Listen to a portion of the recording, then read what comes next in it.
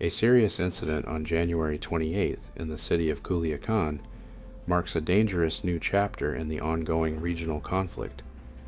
This event makes one thing clear: not even the highest public figures are safe anymore. Reports indicate the targeted event was carried out by 3 individuals in a white vehicle. Their targets: Sergio Torres Félix, a prominent political leader and former mayor, and State Representative Elizabeth Montoya. The event occurred at midday near the city center. Both public figures and their driver sustained severe injuries and were rushed to nearby medical facilities for emergency care. This situation exposes more than just the challenges faced by local security.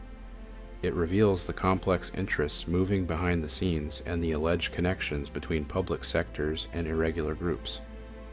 The event took place shortly after a session at the state Congress. ¿No le duele pasar y ver las empresas cerradas, las casas quemadas y los carros ardiendo?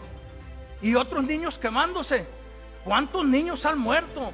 De que el gobierno se ponga mal las pilas, porque con discursos huecos, con visitas a modo, donde se toman la foto, ¿en eso qué le sirven a la gente? The individuals involved used a stolen vehicle to intercept the officials before leaving the area. They abandoned their car blocks away and used public transportation to continue their departure. Although the vehicle was later located, those responsible have not been apprehended.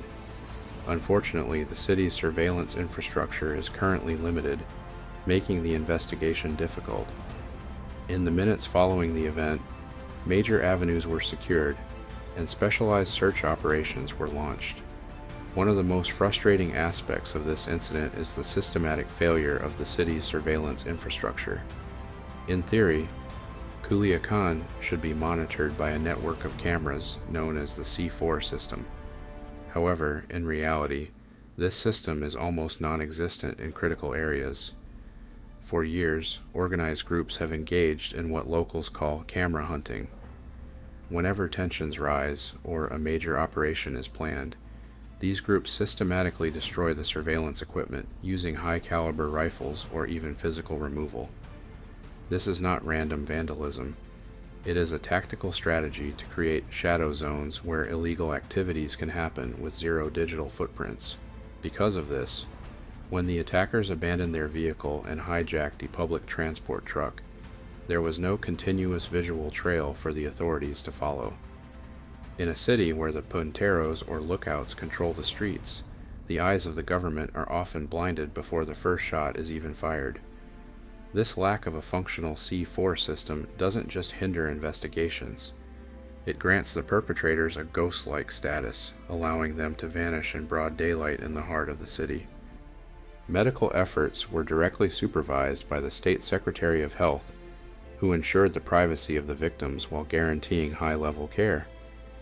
The aftermath is serious. Representative Elizabeth Montoya sustained a severe injury to her vision. She remains in stable condition. Meanwhile, Sergio Torres Félix suffered a critical injury and is currently under intensive medical supervision, facing a difficult recovery.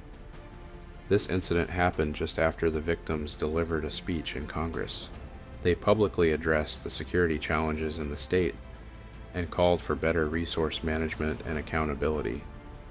They argued that the region is facing economic pressure due to the current climate and demanded immediate safety measures. Sergio Torres was emerging as a key contender for future leadership roles. He was set to challenge the current administration, which has faced public scrutiny regarding its handling of regional stability. The news has gained national attention, with citizens calling for a resolution to the instability that has affected the region's growth and safety for over a year. During a federal briefing, authorities suggested the event might be linked to a specific regional faction, Los Chapitos. For his part, the state governor offered his support and assured the public that security teams are working on the case.